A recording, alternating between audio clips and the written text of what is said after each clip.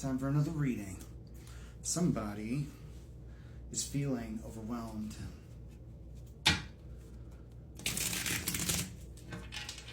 They feel like the mountain in front of them is just too big.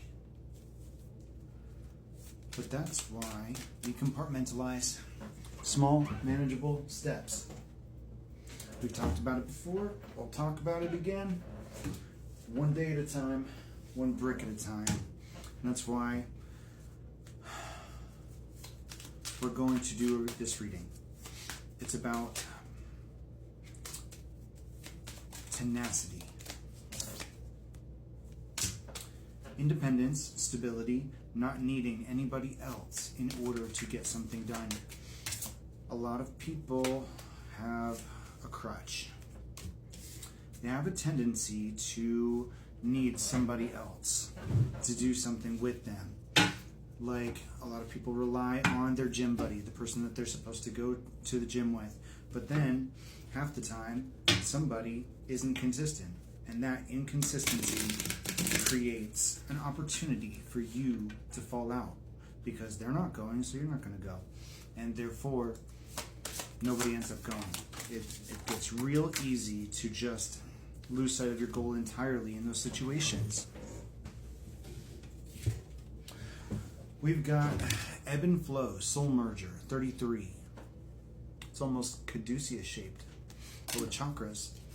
And then we've got 1010, Reunion, reconciling differences.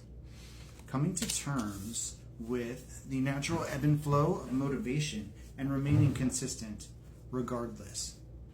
Because a lot of readers talk about this, consistency is more important than motivation. You can't just go to the gym or work out when you're motivated. You have to be consistent. You have to go when it's hard. You have to not be afraid to look stupid. So, that's what we're doing. I'll do it too. Berkana, birth, general fertility, both mental and physical, personal growth, liberation, regenerative power, light of spring, renewal, promise of new beginnings, and new growth. Right there, Berkana. We need to have a support system in place for ourselves so that we can grow and we can prosper, but that system is not reliant on anybody else's presence or activity. Whatever your plan is for your own success, you need to stick to that. And some decisions are easier to make than others. For example, what I'm struggling with right now is the hunger response, right? Because when I'm on keto, I've talked about that before too, the hunger response is not the same. My appetite is different when I'm on carbs, and I'm a lot hungrier even though I'm not burning as many calories. This is why I'm introducing cardio, because alone in the world. All right, well, when you're on keto, you're naturally burning fat a lot faster. And it's harder to put on muscle because you don't have as much glycogen in the muscles in the first place. Your energy is coming from fat, not sugar. So hunger response is different. Building muscle is a little bit harder, but you drop weight a lot faster. So this time I'm doing it with carbs, which relies on a different set of macros, and it relies on a lot more cardio versus just muscle building. So weightlifting before was more than enough to keep me burning all the calories I was consuming and then some, because I was already at a deficit. King of Pentacles and the Page of Wands, inspiration, stability. I think this is important, or this is pointing to having a solid plan for this new growth process and understanding that it's going to be a day-by-day thing. You are not alone in the world, though. It may feel like you're not getting your results fast enough, but you are.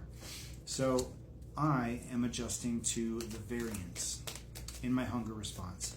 Portion control is something that I've cracked down on. But I also had to wrestle with binge eating. Something that would happen when I was on carbs before, before I started working out the first time, before my routine was even a thing, was binging. I would not eat for a day or sometimes two, and then I would just nom nom. And I still have to deal with that. Some of those habits don't really go away. You just have to learn to control them better. And on keto, it was really easy to control my hunger impulse. Now, it's real simple to just sit down and smash some food real quick. But I also have to remember that I'm not burning calories the same as I was back then. A hummingbird, the way one chooses to live, lifestyle choices and changes compensating for the things that you're doing. So we've talked about this before too. Eliminating processed foods was my first step. Eating a really healthy and clean diet, which I'm still pretty much doing. Hippos. Peace in the moment. Oh, this could actually be desired. The little hippo wants that fucking lettuce. Making the right choices here with the Page of Wands and the King of Pentacles. But changing the way that you eat, changing the way that you sleep, changing the way that your body operates via the chemicals. I eliminated all the chemicals from my diet. I cleaned my entire system out and detoxed everything. But I still have to deal with food. My relationship with food is what's now at the forefront. And adding cardio in should help that.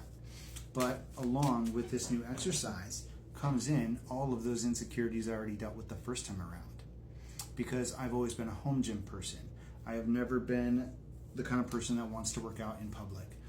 But I think this is prepping me for the job I'm soon going to have, hopefully, working in a gym. I'm going to have to be able to do that with or without other people watching. I need to not give a shit what they think. And that was never a problem in any other regard, but when I'm doing something I don't know how to do, I don't like to be watched.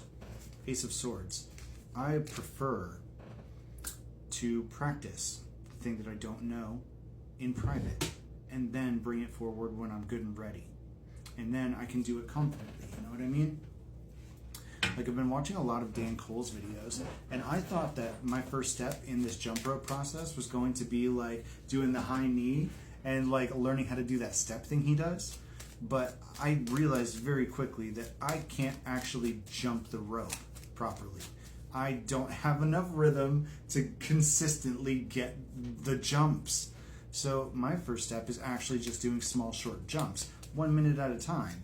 For like, I don't know, I'm shooting for 5 minutes the first week and then maybe 10 minutes the second week. But my point is, I thought that I was going to be focused on this trick he was doing, when in reality, I needed to start working on the foundational skills involved. And you can't be scared to do those things in public before you're actually like an expert, you know what I mean? This isn't one of those things that you can just keep in your back pocket until you're awesome and then do it. And I think this is part of a community effort here. Magician, all of us need to take the reins in our own lives and be brave here.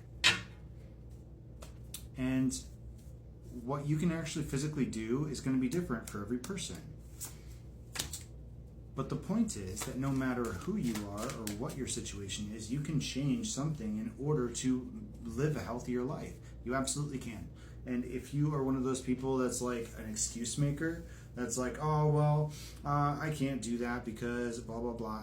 You know, like, you're always going to find an excuse. And this is probably isn't for you then.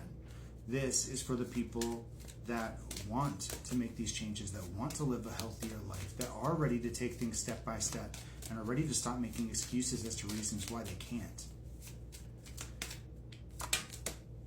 Star. This is an opportunity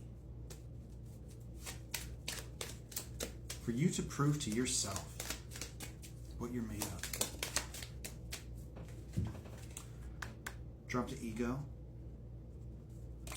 Let go of past limiting beliefs. And step into your abundance. And everybody should go in with the mentality that you love yourself.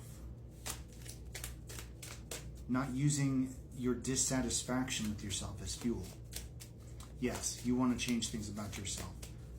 You want to improve yourself. You want to be your best self. But lead with love and compassion for yourself. Take it one step at a time, brick by brick, one change at a time, one choice at a time, and don't kick yourself too hard. There's always tomorrow.